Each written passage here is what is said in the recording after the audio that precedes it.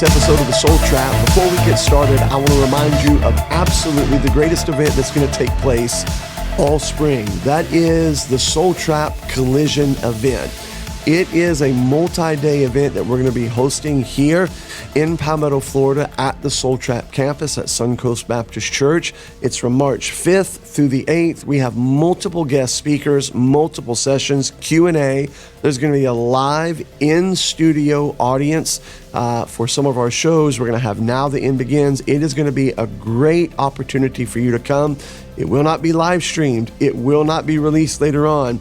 It is a one-time event. So if you're anywhere in the state of Florida, Georgia, Alabama, or Alaska, anywhere in between, you need to get here. There's great places around to stay. It is a beautiful time of the year. And most of all, it will be a fantastic session that you will not want to miss out on. That's March 5th through the 8th. But welcome to this particular episode of The Soul Trap. In just a minute, we're going to be talking with our producer, sort of give you a behind-the-scenes discussion about how we deal with different topics that are going on, how we filter through them. But I wanted to start by saying, oh, how the times have changed. Well. How the turntables...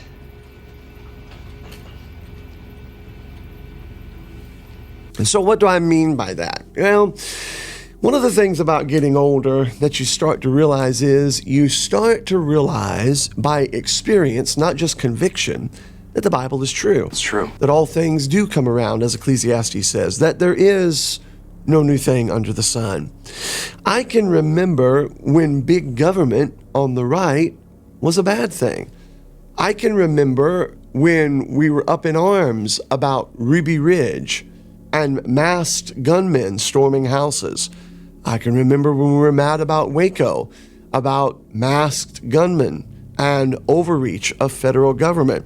I can remember when the right was deathly afraid of an overreaching, all-powerful, masked, armed federal government in our streets, troops in our streets. Not so much anymore. I can remember when the right was pro-Israel, when we actually believed the Bible, when we actually felt like, not that Israel was perfect, but that Israel was better than, let's say, people that beheaded others, than Islam. And now the right is being swallowed up by, quite frankly, a neo-Nazi, anti-Semitic group that is ultra-right, far-right, dangerously right. I can remember when the right believed conspiracy theories, that we found it hard to believe that a lone gunman crawled into the book depository and pulled off an unbelievably spectacular shot, not once, not twice, but 3 times. And no way did we believe that whatsoever. Now, well, we do.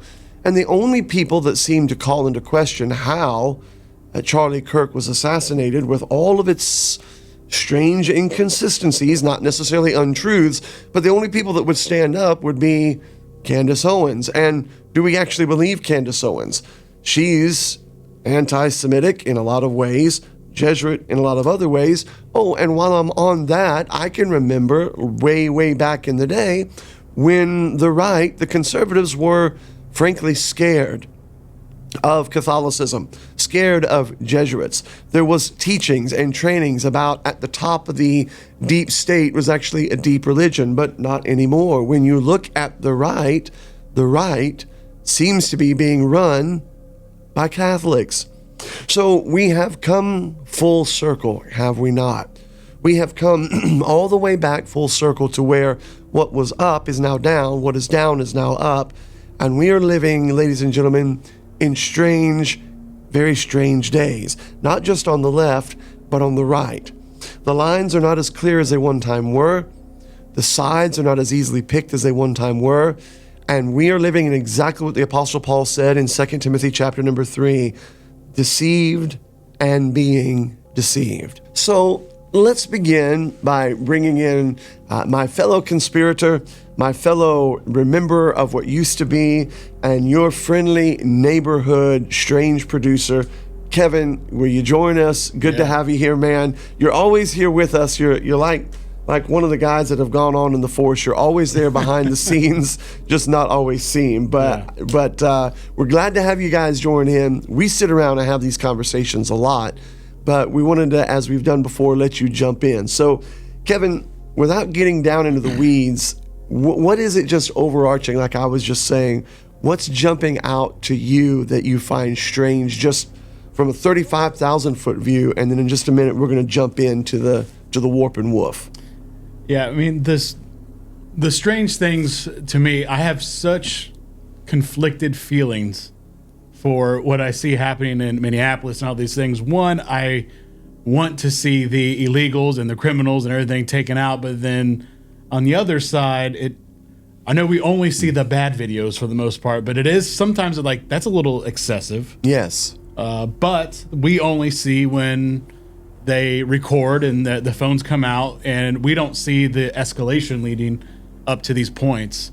So I am conflicted, and I think you've said it before, instead of why are we treating the symptoms and not going to the root cause of the border being wide open. Yeah. It's like we're in a sinking boat, and instead of patching the hole, we're just bailing the water out and letting more water come back in. Yeah, it is interesting. We've talked about that before. Why?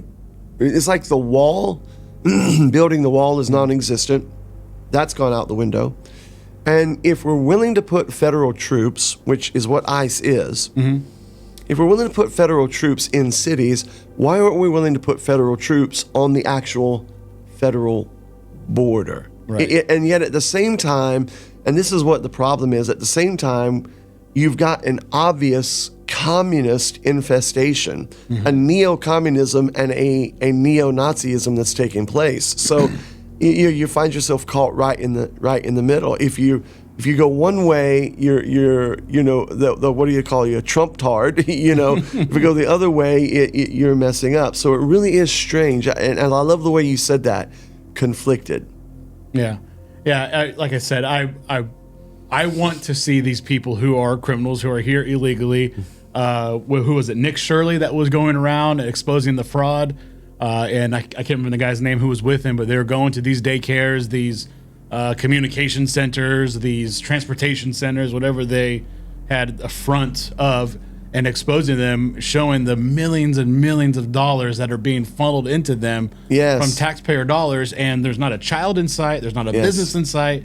There's nothing.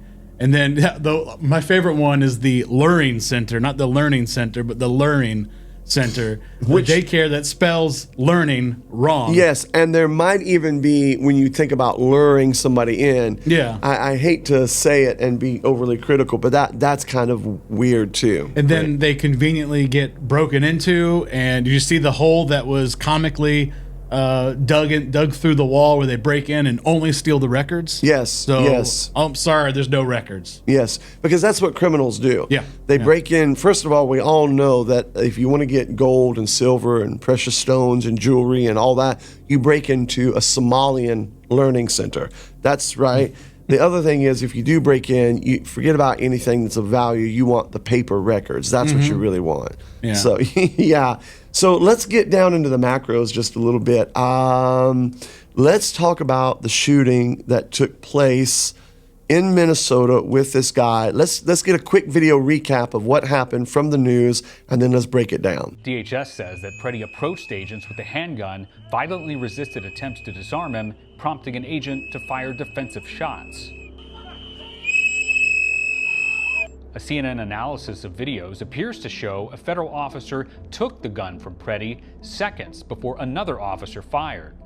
Carrying a concealed handgun is allowed in Minnesota with a permit. A bystander video obtained by the Associated Press shows the federal agent shot Preddy moments after he appeared to be filming them and was pushed back by agents. There's the video, and like you said, I mean, you never know what's going on before this or that. At the end of the day, one of the things that's clear is that if you weren't, you play stupid games, you get stupid prizes. Yes. So, I mean, you would think that at some point there would be a little bit more wisdom about challenging masked men that are armed already in a high volatile situation.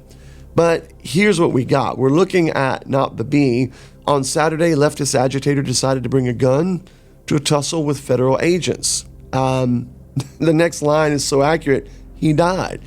Alex Pretty, 37, had a 6-hour P320. We're going to come back and talk about that in just a minute. With an enclosed red dot sight and 2 magazines. Now, that's a very interesting thing because it's my understanding that he was liberal. And first of all, I think we need to say that a man died here. We have to be careful about that. I mean, I don't want people making light of Charlie Kirk's death, and I don't think we should make light of this man's death at all. I don't think that he deserved to die, although I do think he possibly put him in himself in a position for that to happen. But it is interesting that he brings that weapon. I mean, a 6-hour 320 with 2 magazines and an enclosed red dot sight is not what your average run-of-the-mill liberal, correct, or may I say, just regular weekend warrior is going to be carrying. Yeah. That's a fairly selective weapon, and I don't want to say military style because that makes it sound kind of weird, but you've got, I'm not sure how many rounds exactly are in there, but you've got at least, I'm going to say 12. Yeah, it's 12 or 15. I can't 12 to 15 rounds plus 2 mags. Yeah. So you don't carry that unless you're there for business. I'm a concealed weapon permit holder. I conceal carry 99.9% of the time that I'm out for the last 6-8 years or so, however long that's been.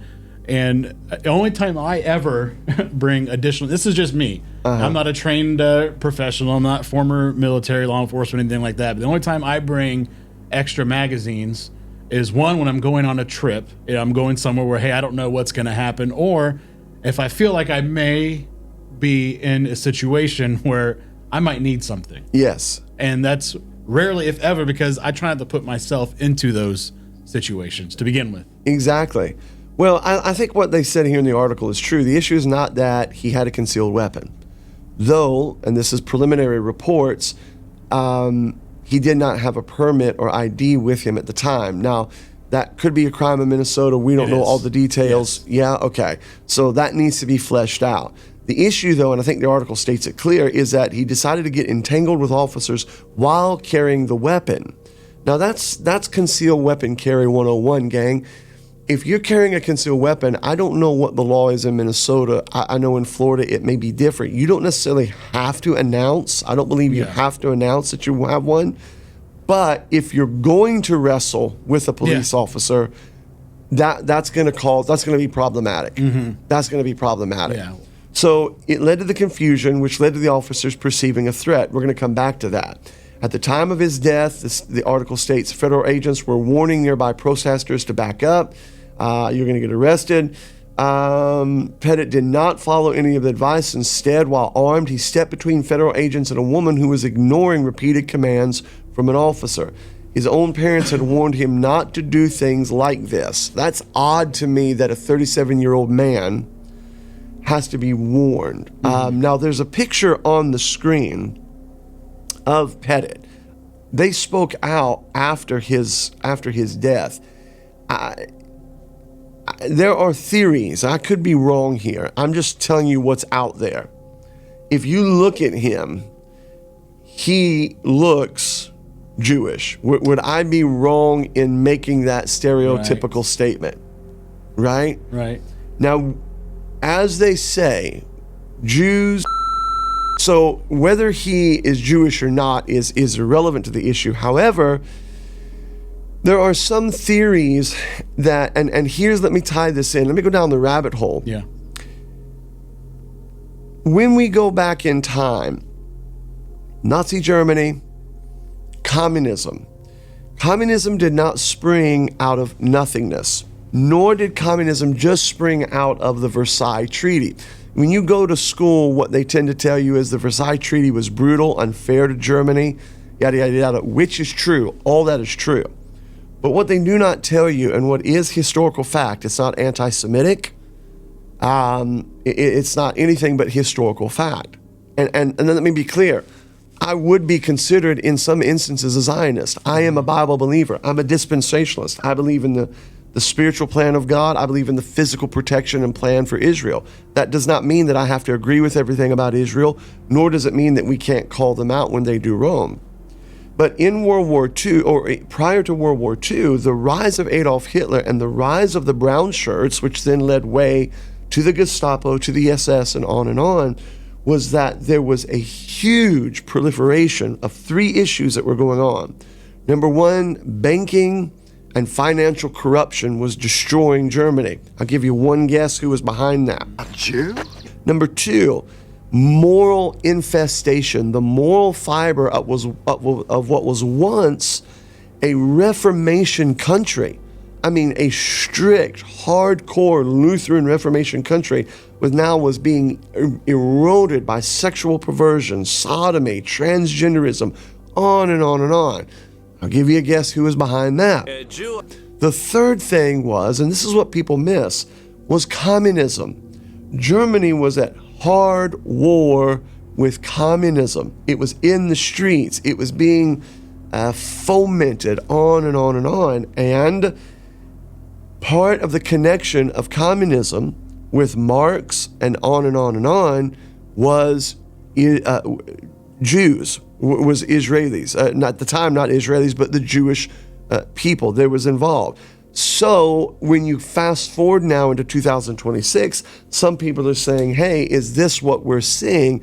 A fomenting of this maybe somehow. I don't know. I'm just telling you what's out there. Come back to the article. Here's what happens. Things escalate. He steps between. And this is where things get murky. And why don't you fill us in, Kevin? Once he steps in, you can see from the video there is, this is where it gets confusing. Yeah. What are we seeing, and what do you think played out? Well, what's weird is initially you see him stepping in with a phone, from what it looks like a phone there that he's recording, which is, which is what everybody's saying, that he's innocent because that's all that he had.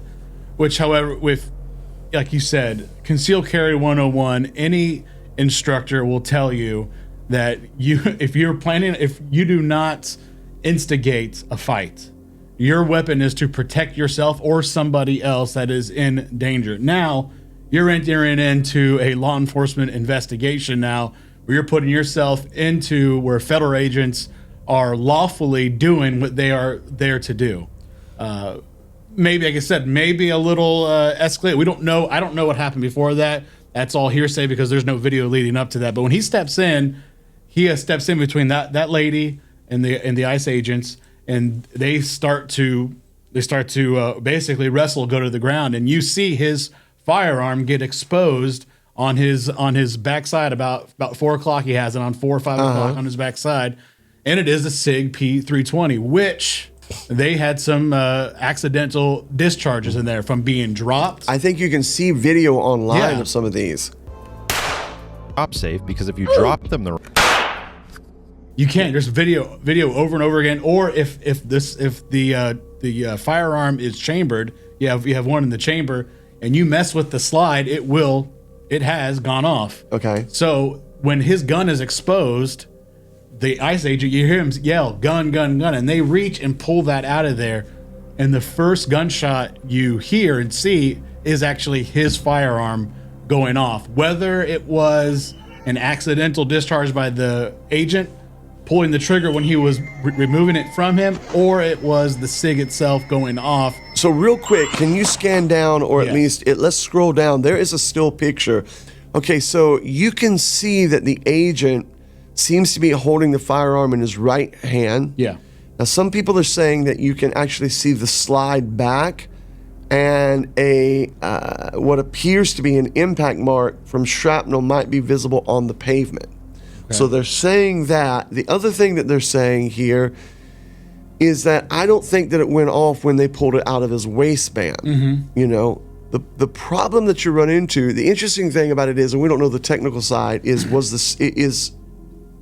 not a Glock, it's not a striker, is it? It has a safety. It is? Yeah. Okay, so there's no safety per se. Like on a Smith & Wesson. There may not be a manual safety on there, but it'd be a trigger safety. Actually, I'm looking at it right now. Okay, there is. Okay, but still, that's not the same as a manual safety. Yeah. Manual safety, you have to disengage. Correct. The trigger safety is more like a striker, like a Glock, right? Okay.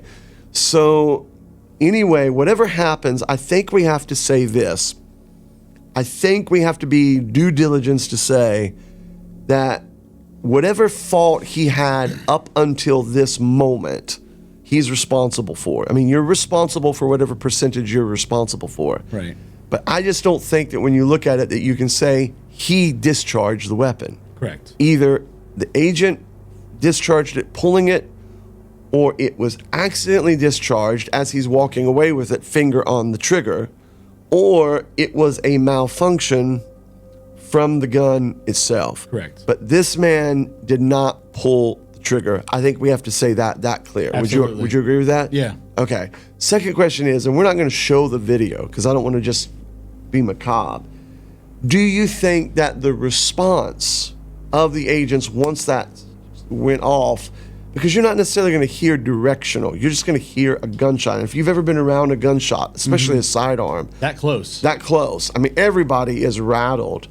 Do you think that the response was equal to the cause? Yeah. Well, That's so hard, isn't it? it's hard because, well, there's no way to tell this man's intentions when he's coming up to you. All you hear, if you hear a gunshot, you're already in a high tense situation. Tensions are high. Yeah. Tempers are running high. It's been violent from the beginning on both sides, coming from both sides. You had Renee Good attempting to run over the officer. You have officers getting attacked constantly, getting things thrown at them. And now you have this situation, and you hear a gun go off. What's the first? I don't know what my first thought would be, but I would imagine that, hey, somebody's firing on us, and it's coming from close quarters where we are right now. I don't know where his hands are. I don't know what's happening. So I don't know how much time you would have to assess that situation. I've never been in a situation like that, so I can only armchair or quarterback this thing from here. Yes. From the safety of our studio. But however, in that situation, I somewhat justified, I think. Yeah. But yeah, I don't know. And then again, I don't know which officer it was. Now there's these videos, these pictures here. Like let's see, this one on the left. You see this one right here? That's AI generated. That's not a real image there on the left showing basically him getting executed. Right. Yeah. Okay. So now that just confuses the narrative even more, throwing those things into the mix. Okay. So yeah, that is very problematic because when you look at it right there, it looks like he's on his hands and knees, execution style, and that's Correct. not right. So I guess really one of the things we have to come back to ultimately is somebody's responsible. And it could be a series of unfortunate events, wrong on both sides. But I guess the deeper question that we're discussing here, and we would be interested in your feedback, send us an email, reach out to us. Here's the question. Is this ICE thing effective? And why Minnesota? Right. What like that ship has sailed, in my opinion. You know what I'm saying? Why are we not down on the border, literally building a wall? Why are there not thousands of drones? Why are there not several thousand troops? Right. Why are we not securing the border? It feels like to me nonsensical. Yeah. It feels like it's trying to cause a problem. Like you said early on, you're like bailing out water, but you're going to leave the hole in the gaping side of the ship. Feels like they're just managing the problem instead of actually putting solutions for it to stop it. Yes. I think it could be cut off, and then once it's cut off, then you put the resources internal and flush everybody out. Instead, you're just leaving the door wide open and then going after the people and then letting more come in. I don't know if it's for show. I don't know if it's political at this point or what the end game is, or if it's just distraction. So what would be so what is the end game for that? What would be the end game for that? And I don't know. I don't know what the answer is. I know it's easy to blame Trump. But I don't believe that Trump ultimately is in any more control. And this is funny to me. I don't believe that Trump is in any more control than Joe Biden was. Right. The powers that be behind are the ones. And so my question is, why? What is it being accomplished? Is it just to cause more foment, to rip apart the country even more? I'm just not sure what the point would be to that, Yeah. And so you've got that whole situation there. So, all right, let's change gears then. We're going to go from the surreal to the absolutely off the charts surreal. And what are your plans for August 12th? Well, my plans on August 12th, probably around 8:30 to be floating in zero gravity. I'm flying! I'm flying!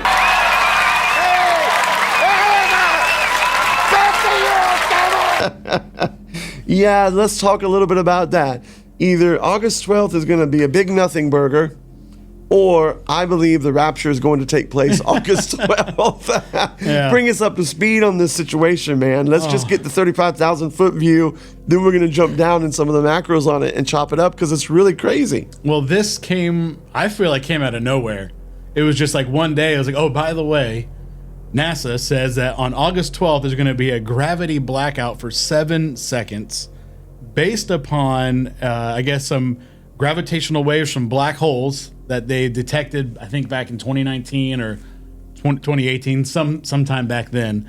And now they're going to finally reach planet Earth and cause a gravitational blackout for 7.3 seconds. And when you run that scenario through Google Gemini, which is their AI, it said it could cause 40 to 60 million deaths worldwide. Sounds fun. Yeah. Well, yeah. So let's talk a little bit about the technical, because we've got some notes here, and I don't know that we're going to do a whole show on this, but you were giving me some notes, we were talking about it. Gravity anomaly, rapture, UFO invasion. And what's been interesting about this before is, in a sense, something like this has come up before, not this exact, but the ploy has been, people have talked about Project Bluebeam for some time. That's been on our radar screen for a long time. And Project Bluebeam is one of those situations where people have said that could be used to maybe foment or to emulate the rapture kind of thing. Give us a rundown on how this could do that and some of those details that you were showing me, and then I'm going to circle back and talk about Project Bluebeam. Yeah, so like I said, August 12th, 2026 at 14:33 Universal Time, which I believe, if I did my math correctly, on Eastern Standard Time is 8:33 p.m. On a Wednesday night. Like they said, there's going to be 7.3 seconds of intersecting gravitational waves from black holes that will result in a gravity blackout. Now, the internet, of course, says it's a hoax, which it's crazy. The science behind it, according to them, what is gravity? That's not how gravity works! I don't know what gravity is, but apparently gravity is generated by mass. For the Earth to lose gravity, it would have to lose its mass, core, mantle, oceans, things like that, which is physically impossible. Okay. So they say. So you're telling me there's a chance? But what actually is happening on August 12th, 2026, is going to be a total solar eclipse. So we're going to have a total solar eclipse, which I thought this was interesting just because what's going on in the news. You have Donald Trump in the U.S. attempting to take hold of Greenland. Just hanging around. Yes. To go in there, which one of the darkest places is going to happen during this eclipse on August 12th, which the gravity blackout is taking place, is going to be Greenland. For your enjoyment. Yes. Yes. So, a solar eclipse, what do they tell you not to do? Don't look up. Close your eyes. Your eyes are going to burn out of your head. Right. I always assumed that growing up, I always thought if I looked at the sun or whatever it was during the eclipse, that I was going to end up like Raiders of the Lost Ark when they open up the Ark.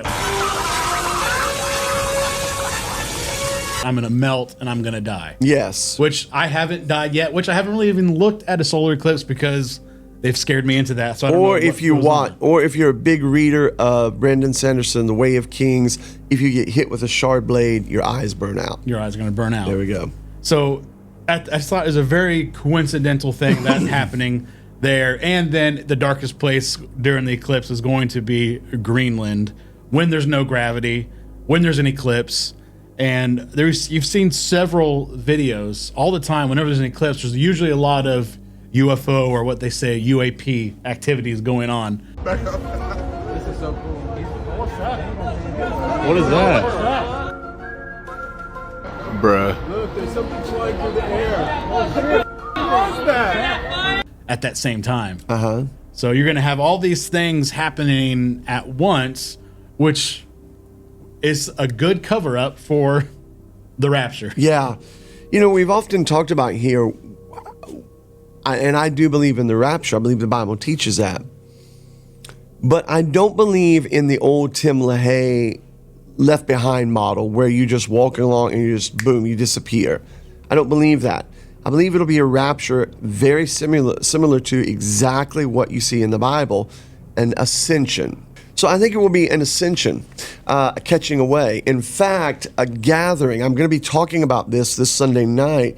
I believe there'll be a rapture prior to the tribulation.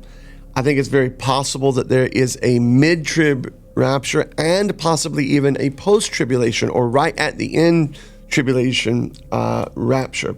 So be that as it may, the question has always been, how do you explain that? Now, when Christ ascended, there was just a handful of people, maybe 120, maybe more, but it was not a global event. The rapture will be a global event. So the question then has always been, how does the world explain that? Now, how does the world watch that happen and then not immediately flock to the Lord Jesus Christ?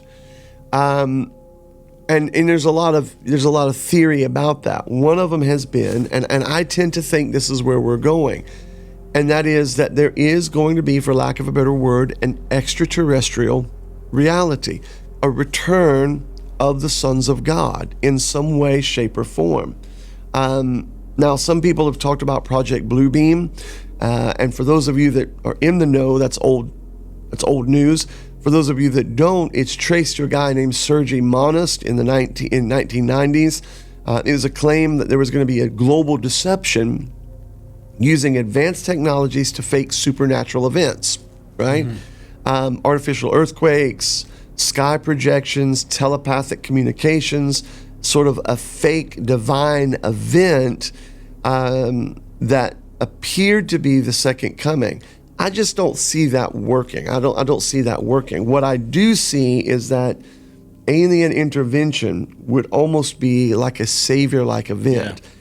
And I know that people like John Keel, UFO researcher, Jacques Vallée, UFO researcher, and others, they have moved down through the years from little green men from planet somewhere to an interdimensional reality. That's what all the science, all the data teaches.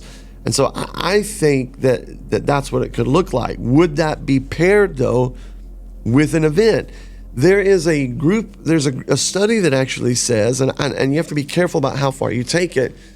Man, I can't think of it. It's not Valinsky, but there is a study that says that the events that took place in the book of Exodus were real world events that God actually used. In other words, they were not just supernatural, but they were, maybe a better term would be ultra natural. They were natural events that God used to bring about. So I just don't know that there's going to be, could God use something like this, an ultra natural event? Right.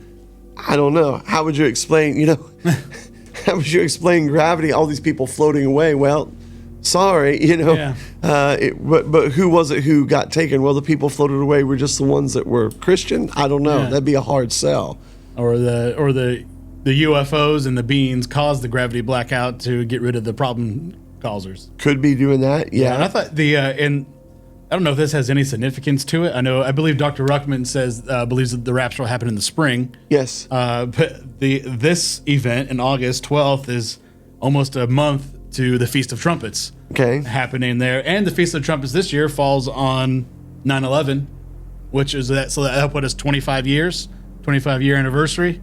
So the Muslims there would love to put another mark on us, I believe, at that time as well too. So you got a lot of things piling up on that on that timeline there. I'm not trying to date set or anything, but No, it's just no. super coincidental when you start to research that day and all the things surrounding that day and what's going to go on and who it's going to affect and where it's going to affect. Well, yeah, and I don't think that it's, that's why to me personally, and I was just thinking about this, I was thinking about this early this morning, and I've thought about this for a while. I feel like that, and I was actually researching, can you think of, and if you're a listener or a watcher, can you think of a conspiracy theory that's out there that nobody has heard of and or is so strange that people will be like, in other words, it's almost like there's a terminal build-up of all these things that we've been talking about for years now. They're not really conspiracy theory anymore. They're out there. And so I think that the next big thing is an event, a singular event, an event horizon that takes all of these strands and pulls them together. Yeah. What is the one event that would pull all of it together? I believe it would be a return of extraterrestrial, interterrestrial, heavenly beings. Yeah. I think that pulls the whole thing back together. We've been talking about this a little bit. We got to come back to it, but CERN scientist Dr. Astrid Stuckelberger, that is a great name. Yeah. She claims fellow physicists at CERN did what? Talk to us about that. Well, she reports, and we have the video on that. She reports that the fellow physicists at CERN, and CERN isn't the only collider. There's several of them around the world. And I believe Argentina was another one, and she was collaborating with scientists there as well. And the CERN scientists and down there and other ones who have remained unnamed have all had the same answer when it comes to dimensions. They've all claimed that there's been 17 different dimensions that have been uncovered and that they have made actual confirmed contact with beings from these different dimensions that are coming out of from these colliders, wherever these dimensions are. They say in CERN that it is underneath the collider is where they are interacting with these beings. Actually, CERN is dealing with radionuclear research. Right. It's nuclear research. But it is more than that, because there are lots of physicians. I know some. They're doing very strange experimentation. There are beings from portals coming in and out. It's physicists from the CERN who told me this. They've testified to beings coming in and out of portals. Yes. They have, apparently, in the bottom of the CERN, this portal, this door, where they are dealing with all the subatomic dimensions. They say there are 17 different dimensions of reality. That's what those physicists say. Some others say there are more dimensions. They had a being, they did not tell me more, who came that doesn't resemble a human. And then they had another one, and they have a proof because they left a scarf. They left a scarf. And now, when you look at what is going on in the CERN, there is a fight from some of the military agencies, intel. They say that there is a fight on time. They're trying to change time. Yeah, so let me tie that in. Now, globally, the concept is that there are smaller colliders and test machines around the world. But the actual regional large, like Hadron colliders, there is estimated, the estimate is, because we don't know for sure, but it's 8 to 10 used for nuclear, particle, or material research, which is interesting to me that there's 10, 8 to 10, 10 toes, 10 kings. I would not be surprised. We tend to think in Genesis chapter number 6, when the sons of God came into the daughters of men, for some reason that there was like hundreds and hundreds. I don't think so. I think there was probably 10. I think that those 10, the original number, see, prior to Genesis 12 was Gentile. I believe the nations were divided up into 10 prior to Genesis chapter number 12, because there was no Jew prior to chapter 12. So I believe that the nations were divided up into 10, and what you probably had and probably do have is a council here, an angelic council of 10, mentioned, I think, the mighty mentioned in Psalms chapter number 82, and those 10 came into the daughters of men. 10 toes, that's one of the reasons why I believe in Daniel 4, chapter 4, where it talks about the clay and the iron not being able to mix together. So it's very interesting to me that you have 10 colliders out there, 10 portals, 10 stargates. I mean, I'm speculating, but you've got one in Germany that we know of, one in Russia, a couple in Russia, actually. Multiple, you got one in China, hello. One in Japan. I mean, and then we've got one in America. So, yeah, it's pretty interesting to think about these things being opened up, and what it would look like if that happened. I mean, now that also gives rise to something we've talked about. Yeah. And I know you're laughing because I'm looking at the notes where we're going. I'm going to be honest with you. Of all the different conspiracy things that we look at, there's one particular that I don't like to look at a lot. I think you know where I'm going with this one. I don't like to look at it a lot because it bothers me. I know good and well Sinbad. Yeah. You know what I'm about to say? I am Shazam! I'm the genie of the lamp. I know good and well that Sinbad did a genie movie. Yeah. I know that. I think it. I know that. Right? Yeah. I don't like to look at that. I know good and well that Fruit of the Loom, I mean, it's in the name. Yeah. It had it there. It was the cornucopia. It had the cornucopia. I know that. I had the underwear. Yeah. Stain the underwear. Yeah, exactly. I know. That was back in the day when you go to Walmart and there was nothing but white. Yeah. It was just, that's what you had. The Mandela effect. Yeah. So what is the connection? What is the connection or the possible connection with that CERN collider? So when you look at the Mandela effect, they say, whoever they are, the internet says a lot of, whenever they fire up these colliders and they smash these atoms together, that they change timelines, they change universes, they change dimensions, things overlap, things change. That's why we have different memories of different things. Like we mentioned it, the Fruit of the Loom, Sinbad, and one of the ones that really just messed me up, and we did a test here in the office. We have Gio, who works here with us. You know, him and I are about the same age, and I asked him, I said, "What is the Lamb Chop song? What do you remember as being? Did you watch it?" He goes, "Oh yeah, I grew up watching it." I said, "I did too." You know, I said, "This is the song that never ends." I said, "Yeah, right." Yes, he believed that exactly too. And then I said, "Well," then I played him this video. This is the song that doesn't end. This is the song that doesn't end. Doesn't end. Doesn't end. No, don't like that. And that's not what it says. Okay, so this is a weird situation because I do not believe biblically that there's any grounds for being able to change the past or the future. That's outside of our purview. Yes. However, I do believe that there is dimensional reality that we're not familiar with. And when Jesus said, I don't have the Bible, I don't have it in front of me. Yes, I do. Hang on. So in Matthew, I think it is in Matthew, where he's talking about the end times, Jesus is speaking. And he says, verse 24, Matthew 24:24, for there shall arise false Christs, false prophets, and shall show great signs and wonders, insomuch that if it were possible, they shall deceive the very elect. Yeah. Okay.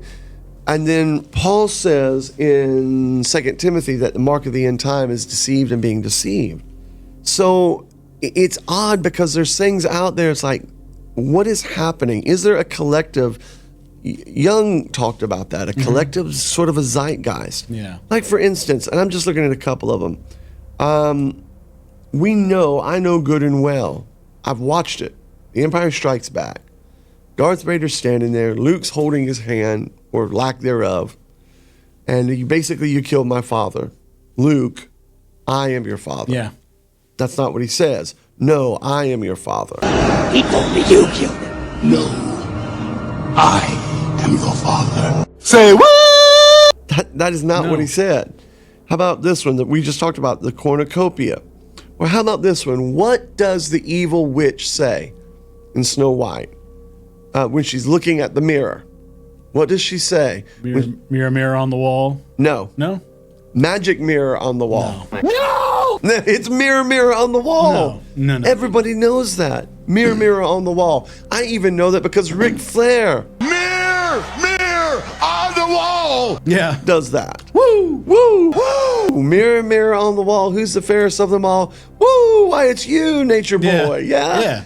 Okay. No, it's magic mirror. No! So how do we explain this? I mean, is there a reality split? Is there some kind of zeitgeist? Is there simply we're just missing it? Or are we messing with quantum physics and could it mess with our mind? Brother Calgill said it. If the devil can't make you wicked, he'll make you weird. Yes. And that's weird when we get hung up on these things. I'm like, no, I remember it this way. And like, no, look at the video. This is how it is. Like, nope, that's not how it was when I grew up. It's just such a distraction. You know, that's just, like I said, it's a mark of the end times. It's going to be deception and distraction. And it's on and on and on and on. All right, so we've got here in our notes what to watch. Yeah, these are some interesting things here. So let me see if I can bring these up here. These are some websites that when things start going nuts in the world, start going. Yeah, they've been going nuts. Yeah, they start going. So these are just some websites that I shows you the whole world, the internet outage map. Whenever there's an internet outage, how are we connected? How do we even know what's going on in Iran? How do I know what's going on in Minneapolis? It's because I have access to the internet. Well, how do you stop us from seeing what's going on? Internet outages. You look at this map here, and we're filming this today. What is today's date? The 28th. 28th. Wednesday the 28th. And you look at some of the internet outages and where they're most prevalent. Look at that. Where's that number right there? Isn't that around Minnesota probably in that area?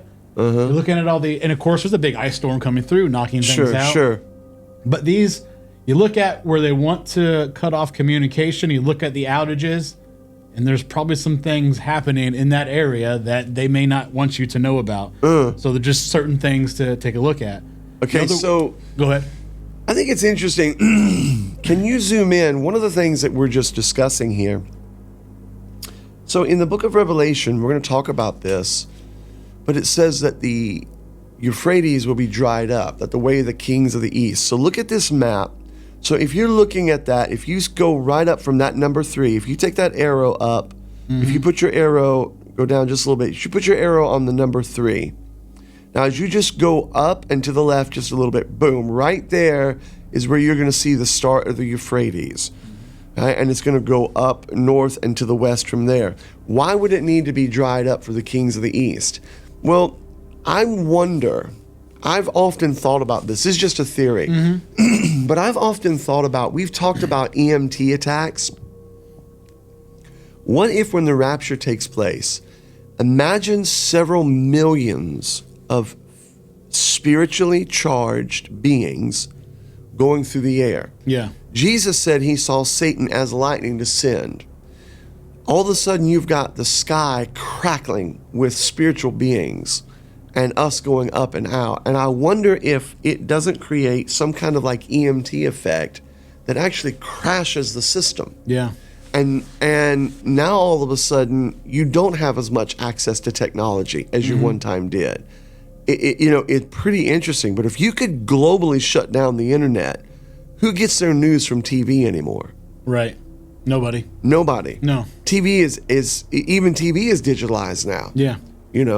So I mean, if you could shut the world down, internet-wise, for just a couple days, you would change the face of the world. That's what happened in Iran. Yes. Iran went black. What's happening in Iran? I don't know. And then I believe Starlink went up. Yes. And gave access to everybody. And then we see, thousands, tens of thousands. People on the street burning mosques. Yes. It's like, and then out of nowhere, they recognized Israel, and then the prime minister came out and recognized Israel. They're trying to reestablish the government and stuff. Yeah, the Shah. They got big things of the American flag up, And it's just like that happened out of nowhere, but we weren't seeing anything just because they had a complete blackout. Yeah, so that's an interesting one to look at right there. Yeah. Then you can look at crisis group and conflict tracker, and those also show you where there's conflicts locally and globally going on. And those are just some things that whenever I start to look at things, start to investigate stuff for the show, I go in and check those out, because typically when there's a hot spot going on and there's a blackout, you can go there. Something is happening in that area. Yes, and when you think about it, it's very, very interesting what is developing. One of the things we're going to be talking about real soon is what's going on in the Middle East.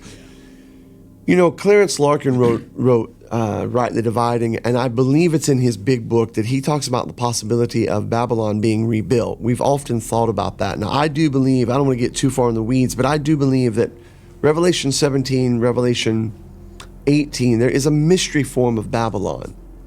And what that means is that it doesn't necessarily have to be the city, that it can occupy the city, but there is a mystery form of Babylon.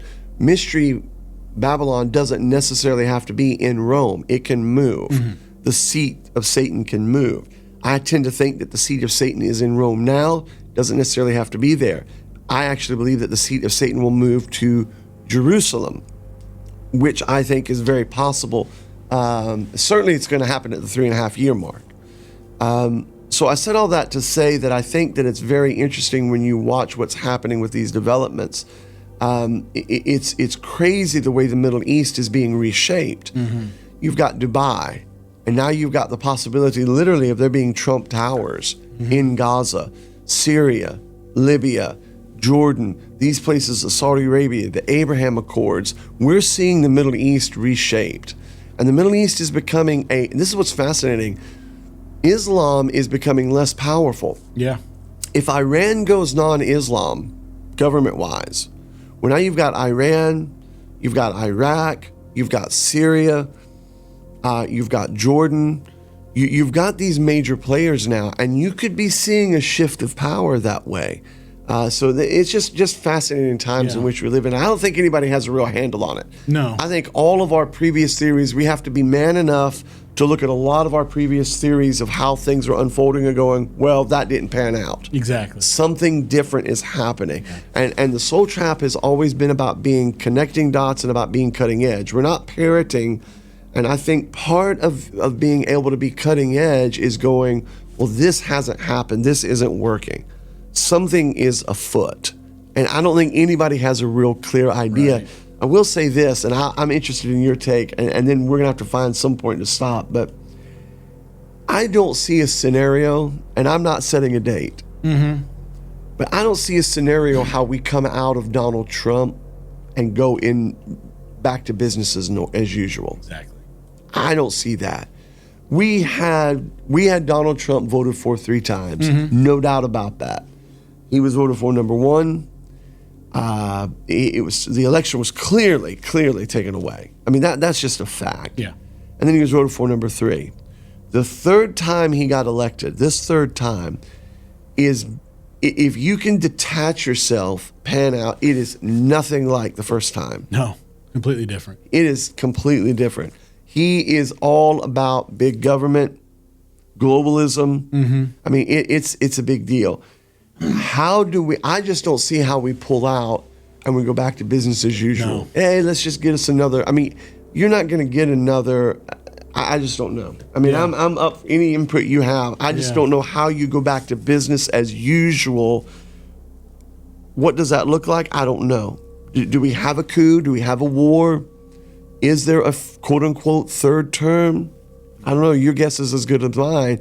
But I don't know how we go back to business as usual. There's too many loose ends to tie up right now. How does these the ICE raids, ICE raids, or the Department of Homeland Security, Border Patrol, how does this stop? Yes. How does this stop? We see it just seems like it's growing. How do we ever get past the Epstein files not being released? How do we ever get past all these people who have clearly done fraud and have clearly just stolen and just, use the government for whatever for their own gain, not get prosecuted? How does Iran stop burning down? How do we fix everything? How do you deal with Israel growing in power regionally, and the rise of anti-Semitism here in America. I mean, Nick Fuentes, listen, a game changer to me was when Nick Fuentes was invited on the Tucker Carlson show.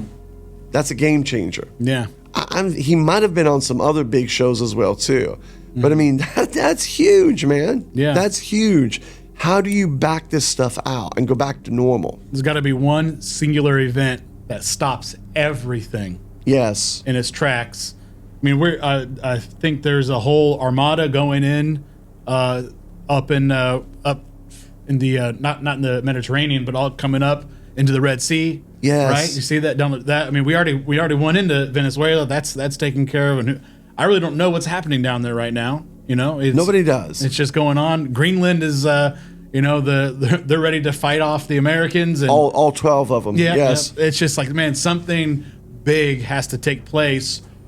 Or, it could be the rapture, it could be some mock thing. Or remember, the post office just put out that warning to all of their employees: civil unrest or another global event like COVID.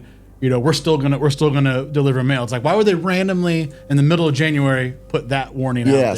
So yeah, there's always a possibility of a new flu on the horizon, a new this, a new that. Of course, as we're having our meeting here this morning, you've got, articles coming out about, certain panic over the dollar, yada, yada, yada. I agree with you. I just don't know how we come to the end and go, okay, well, that was a good run with Trump. Let's get J.D. Vance, Marco Rubio. Plus, you've got Christian nationalism. And, we can do a whole episode on that. There's some nuances to Christian nationalism that I agree with. Mm-hmm. But there is a spirit behind it. There is a theology behind it, and I believe an ideology behind it that is phenomenally dangerous. Yeah. Phenomenally dangerous. And, so just the whole thing. So here we are right here, and it's just crazy. So I pull out, give me your last view, and then I'm going to wrap it up. And now you get an idea of how we sit around and talk about these shows. I mean, there's more stuff than we could ever cover at one time, but just give me what you think, 35,000. What do you think the next 2, 3, 4 months are going to hold as we enter into spring? Well, I think once the weather starts to break, you're going to see the DHS raids increase, and you're going to see the violence increase. You're going to see some more misdirection, I believe. We're going to have those tariff checks going to come out, $2,000 to every American. That's going to buy off a lot of people. But like, something big has to happen between now and the midterms in order to keep it Republican, which is, my thought, is probably why they are just managing the chaos right now until they can squash it, so they can say, look what we did, vote for us again. Yeah, I think you may be right. I'll tell you what I think may be possible. I think we could be staging for a world war in the Middle East, because we're sending that armada over in the Red Sea. And it's like, you can only do so much to Iran. I mean, what are we doing? What's the point here? I think we could be itching for, I agree with you. I think we could be itching for a fight there. There's just a lot going on. It really is. And I don't necessarily believe, we're not going through the tribulation. Right. But I do think as Christians, we're going to see some very strange times. But listen, Gaza has got to be rebuilt. Whether that's right now or in the beginning, in between, it's going to be rebuilt. Israel is in a powerhouse position. That's going to happen.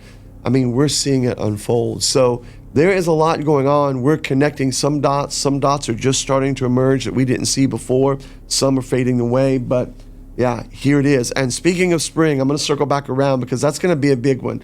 The Collision Conference that we have in March 5th through 8th, that's a big one, man. Yeah. We're going to have Aaron Cowgill, an author. We're going to have Joseph Dolmage, same thing, an author. Randy Keener is a speaker and author. Matt Crane, a speaker and author. We're also going to be having Jeff Grider from Now the End Begins. It is going to be day sessions, evening sessions, Q&A. We're going to have a live Now the End Begins show. We're going to have a live Soul Trap in studio show. It's going to be an amazing time. It's topped off with our Sunday morning service here on campus on that Sunday morning. So you don't want to miss it. If you're anywhere in the area, if you're looking for accommodations and you like recommendations, we can help you navigate that field as well too. Reach out to us here at the Soul Trap.